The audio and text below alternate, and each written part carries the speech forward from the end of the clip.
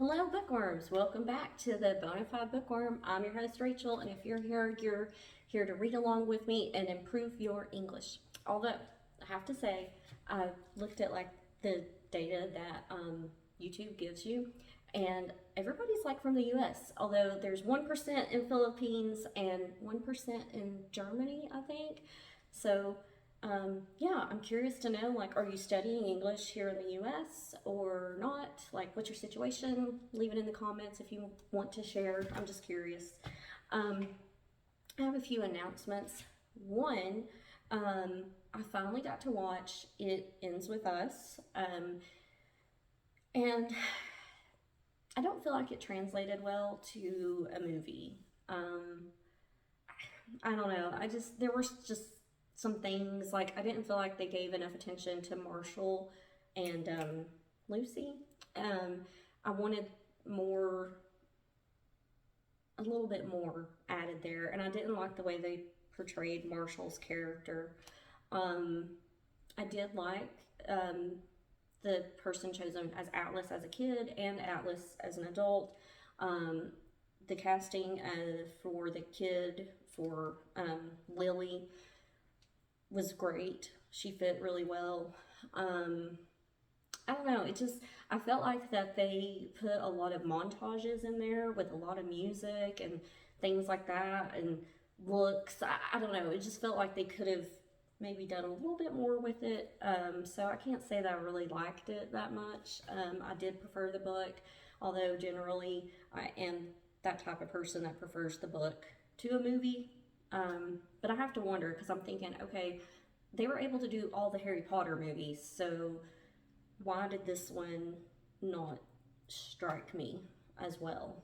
I don't know, might just be me. But anyway, it is on Amazon to rent or buy. I also wanted to mention that, because we're getting close to the end of this book, and we're going to take a break from like Survivor stuff for a minute, because it's like a lot right now. To do something else. It's called Saving Sadie. I have done a review on this. I can't remember what episode. It was back towards the beginning, I think. But yeah, we're going to read this book because I don't know, I find it inspiring and hopeful. It's just a good book. I do want to put a warning out there, though. It does describe animal abuse, and it doesn't go into horrific detail, but in my opinion, I mean, I'm just very sensitive. I don't like hearing the bad things that happen to animals or kids or really anybody. Like, it just upsets me. Although I do listen to true crime podcasts. I don't know. I don't understand it, but I just wanted to put that out there that towards the beginning, she does kind of describe what happened to Sadie, and that is just, if you're anything like me, it'll make you angry and hurt and left wondering why, people treat animals this way. So just want to put that out there. This is Saving Sadie.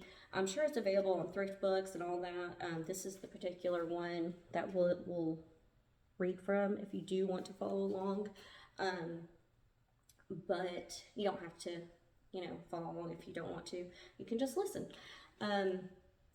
Yeah, I found my copy just in a used bookstore somewhere. So, yeah, I think that was all.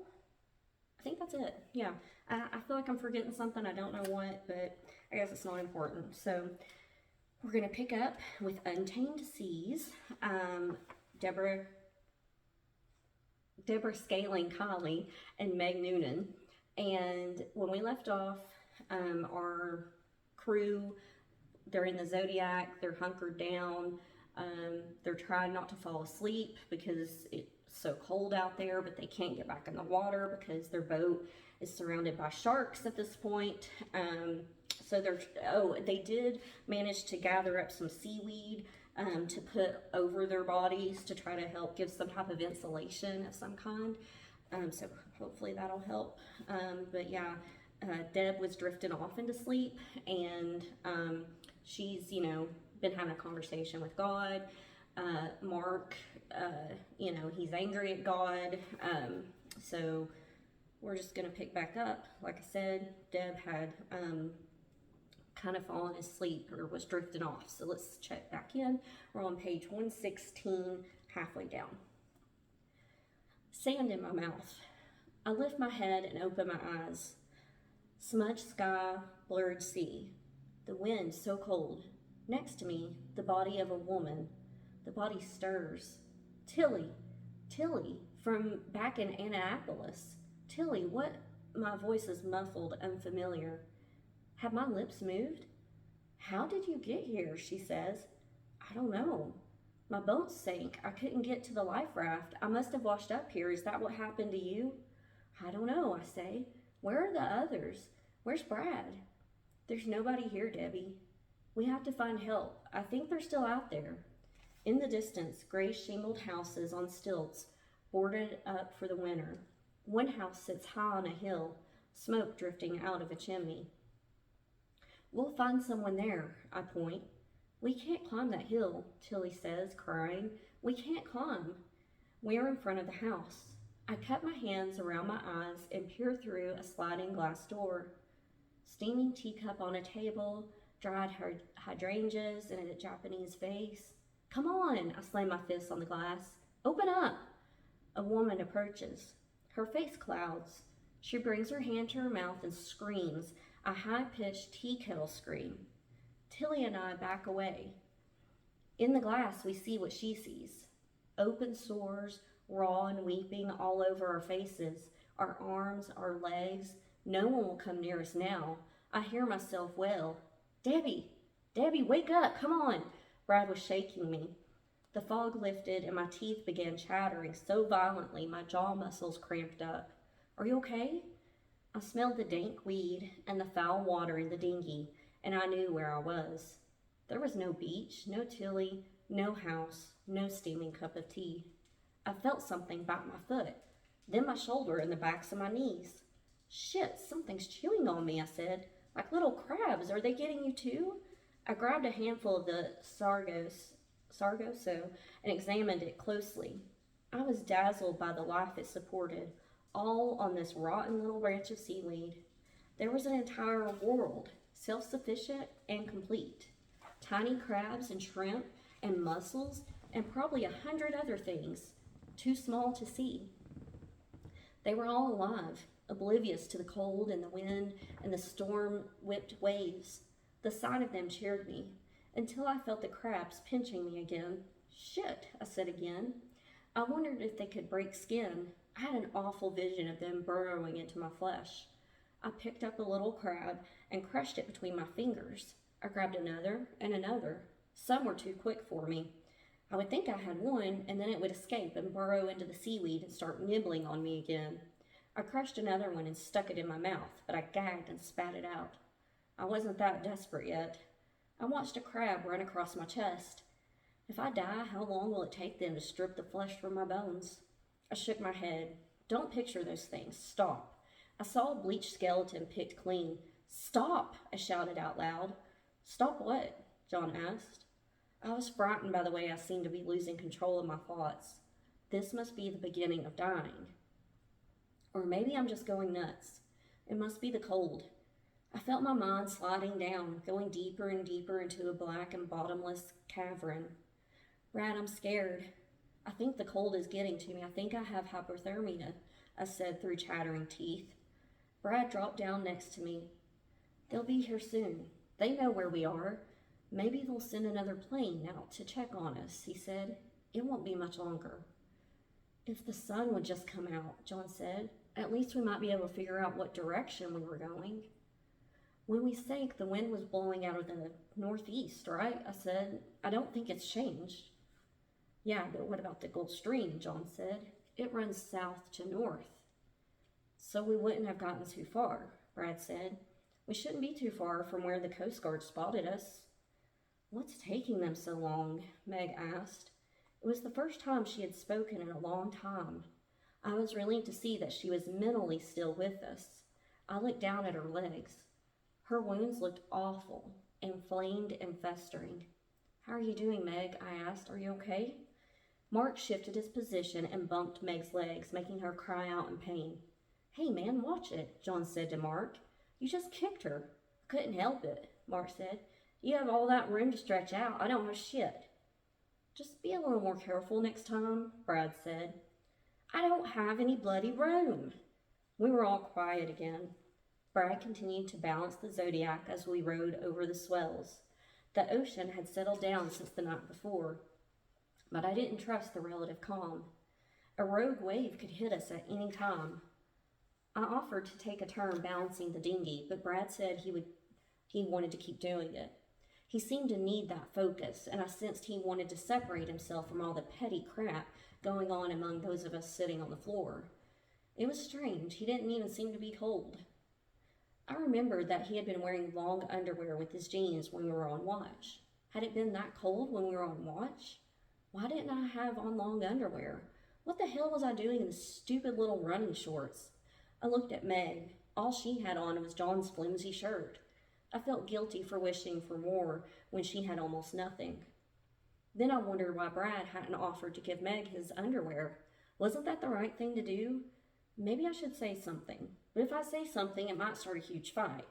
Everybody would want the long johns, and Meg is the one who needs them, and she probably couldn't get them on anyway, and then Brad would be mad. Look, John said, over there. I looked over my shoulder and saw a boat way off in the distance. Paddle, Mark yelled, then picked up the wooden floorboard and started power stroking with it. We all paddled and hollered, Hey, over here! When Mark got tired, I took the board from him and forced it through the water with all my strength. After a few minutes, we could see we were getting nowhere. The ship had gotten smaller. It was heading away from us. Despair dropped over me like a heavy, wet net. A ship would have to be right on top of us to see us, I said. And even then they'd have to really be looking, Brad said. Didn't anyone tell him we were fucking out here? Mark's face was flushed with rage. Does anyone even know what we're out here, for Christ's sake? You just watch. We're all going to die, We're going to. Shut up, Mark. I wanted to hit him. If you don't stop talking like that, we will die. Just ignore him, Brad said, touching my arm. Don't pay any attention to him. Don't talk to him. He said it as if Mark weren't there. Mark muttered something about needing more room and stretched his legs out straight, jostling Meg again. Dusk descended, and I watched as the light and the hope drained away. Somewhere to the west, the sun was still high in the sky. The soil was warm and fragrant. I closed my eyes. There was a ball game in a mowed green field, and children on backyard swings, and dogs barking, and cars turning into driveways. There was life out there, life on Earth. But here, on this bleak little rubber planet, there was only misery and stink and cold. I had never seen such darkness, felt such total desolation. They won't see us now, not for the rest of the night, I said. No shit, good old Mark. I don't know if I could handle another night, John said. Not much choice, bro, Brad said wearily. Meg was quiet and still as a statue. I wondered if the others were having crazy spells the way I was, drifting in and out of reality. I wondered how close we all were to really losing it and dropping over the edge. I figured we'd be out here for something like 30 hours, more than half of which had been spent in the water that was probably 30 degrees warmer than the air, which had to be 40 or 45 degrees. I didn't know how long we could expect to survive in these temperatures. If it got much colder, we'd never make it through to morning. Thank God we're in the stream, I said, wanting only to hear my own voice, to make sure I was capable of speaking and making sense. If we weren't, we wouldn't have the Sargasso, and we'd be a hell of a lot colder. Nobody responded. They just stared and shivered. The sound of our chattering teeth filled the moonless night, and the stench of rotting seaweed and pus and urine was overpowering. We had agreed to relieve ourselves over the side, for Meg's sake, we had said. I had done it at first, but then, guiltily, I had gotten lax and discovered the incredible warming effect that urinating produced. I agonized over giving that up to protect Meg, feeling somehow that I had a right to my own body's fluids. I hoped I wasn't hurting Meg, but she had to be urinating in the boat too, so what difference did it make? I watched Meg for a while. I couldn't tell if her eyes were open or closed. For a moment, I thought she might be dead. Then she groaned and shifted her weight. Survival of the fittest, I said to myself. If that was the case, Meg didn't stand much of a chance out here. When John and Meg and I had sailed the boat to Annapolis, John had pointed out Montauk on Long Island as we passed it in the night. He said Meg had been born there and we would all go there someday and party. I felt bad that I didn't know more about her.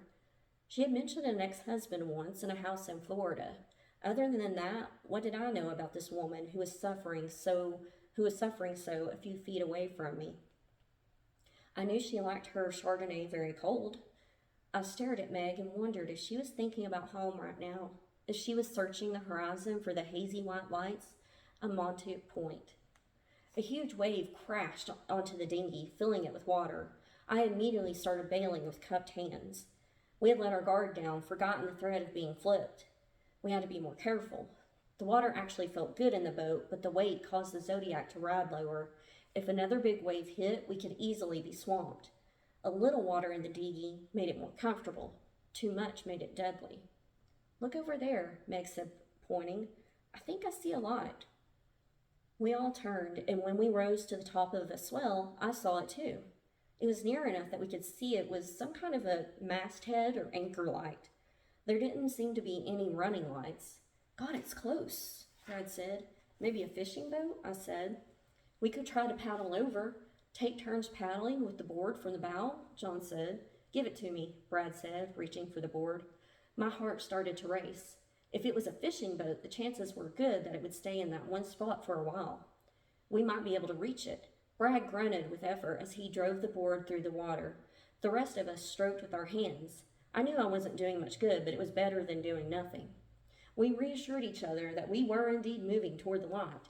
Then, as if to give us further encouragement, it began to rain.